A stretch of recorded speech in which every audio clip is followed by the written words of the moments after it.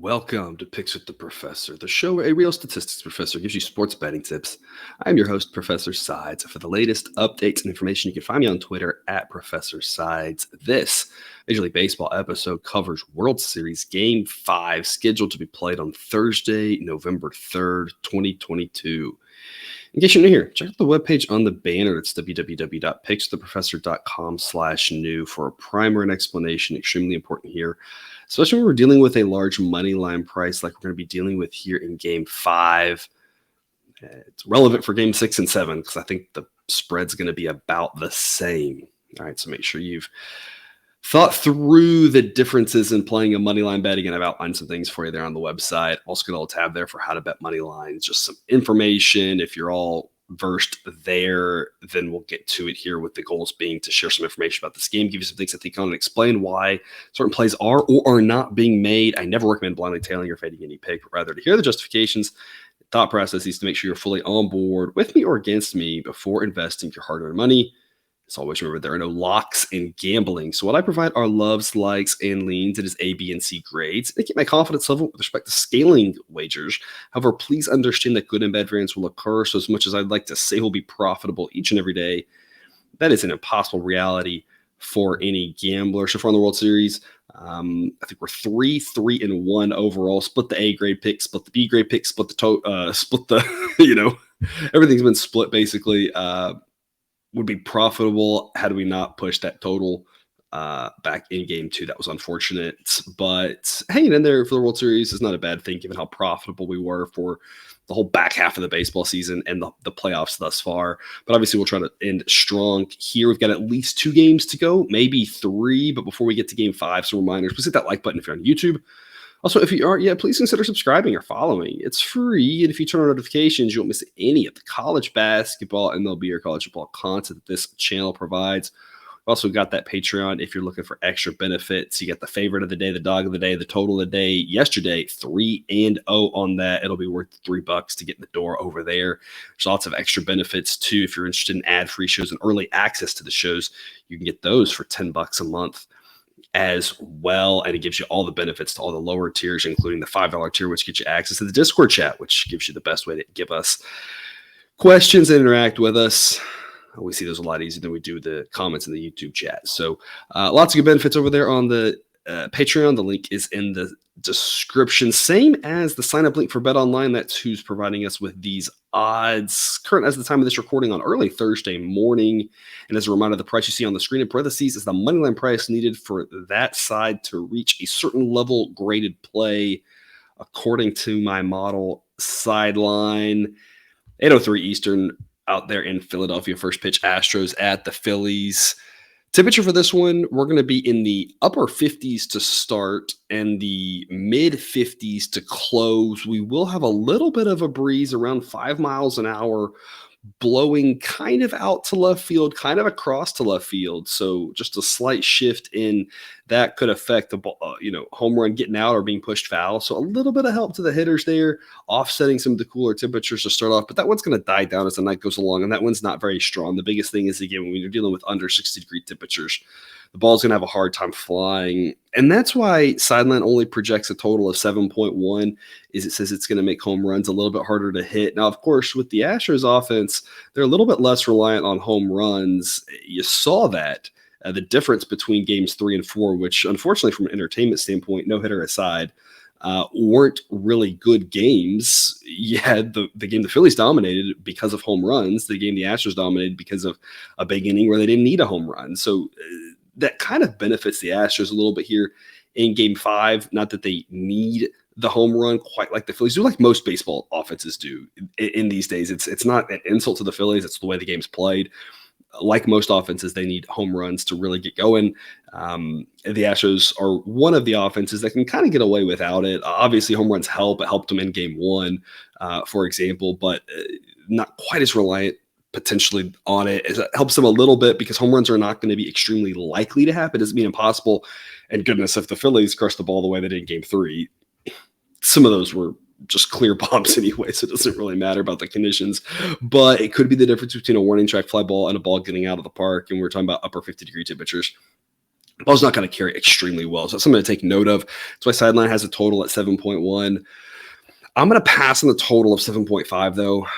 I don't think it's a big enough edge to play it. We've won both of our totals that we've played here under in Philadelphia, and again, should have won the one in game 2. We were a 2-out, ninth inning error away from that one, and instead pushed. But knowing the potential issues that either one of these pitchers could face tonight, it's not a comfortable play and not one that I think is the wisest investment to make. I think it's just wise to pass on the total.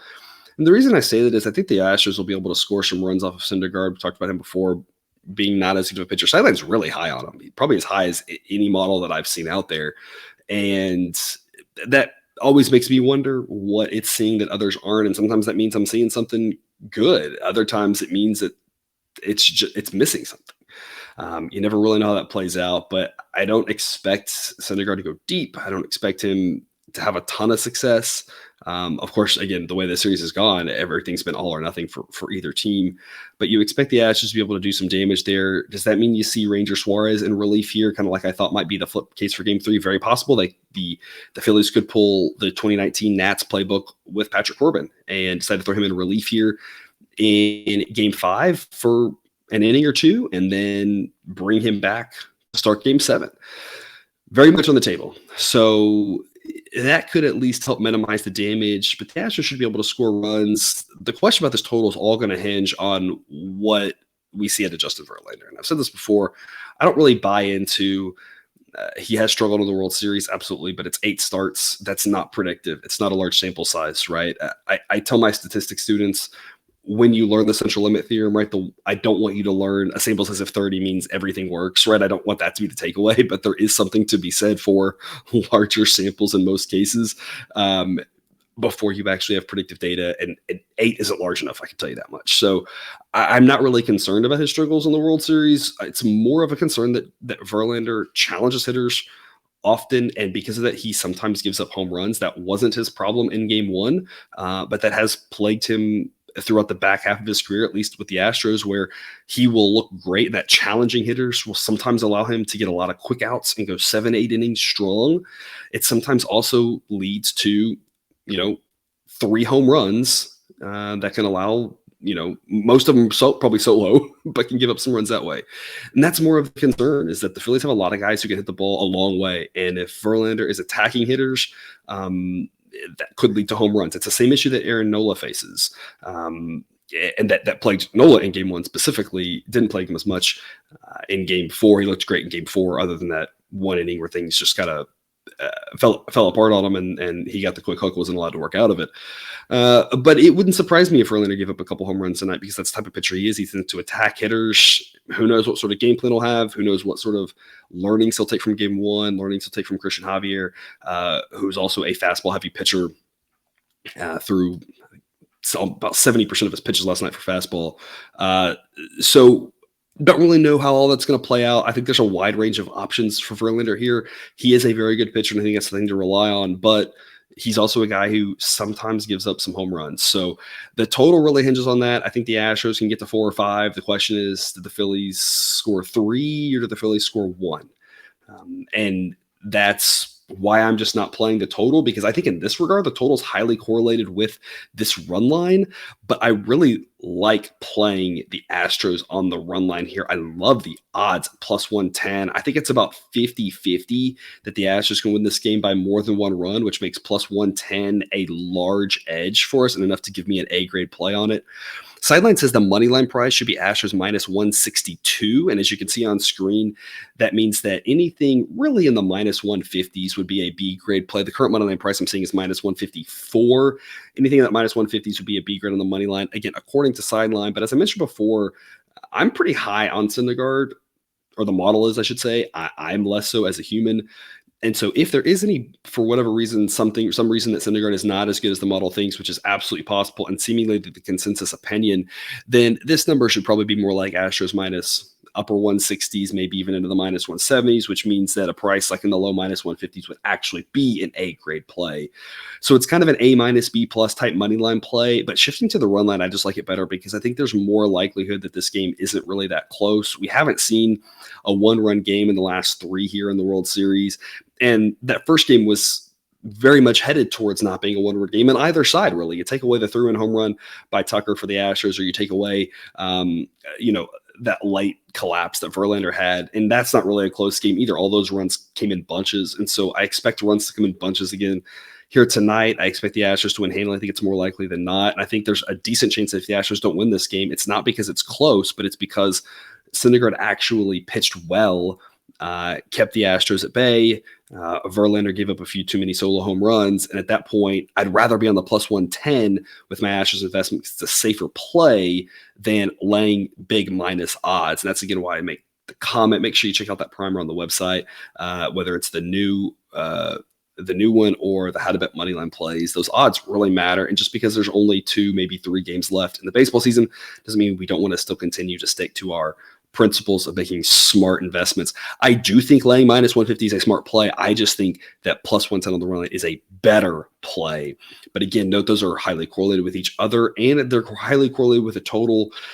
So because of that, it's not a situation where I think it really makes a lot of sense to invest in all of those things. If you do just split your units, if you do that, I would just recommend taking however many units you're going to put on this game, 2 units, 3 units, whatever it is, and just split them amongst the things. It's not a put 2 units on this, put 2 units on this, put 3 units on this, because those are highly correlated and it could all play into each other. So I'm going to stick with one play tonight, despite having 2 plays on games 2, 3, and 4. And just stick to the Astros on the run line. Again, plus 110 gets an A grade for me. I think it's a good chance the Astros run away with this one. And like I said, if they don't, it seems unlikely that the game is close. It seems more likely that somebody just goes out there and wins. That's been the trend lately in the World Series, and I don't expect that to stop tonight. And that's all I've got for you. Thanks for tuning into this episode of Picks with the Professor. Don't forget to subscribe so you can ensure all the sports betting content we provide on this channel is dropped right into your feed. Already got all 3 college football episodes for week 10. Check those out if you haven't yet. Until I see you again, as always, best of luck. And remember, you can eat your betting money, but please don't bet your eating money.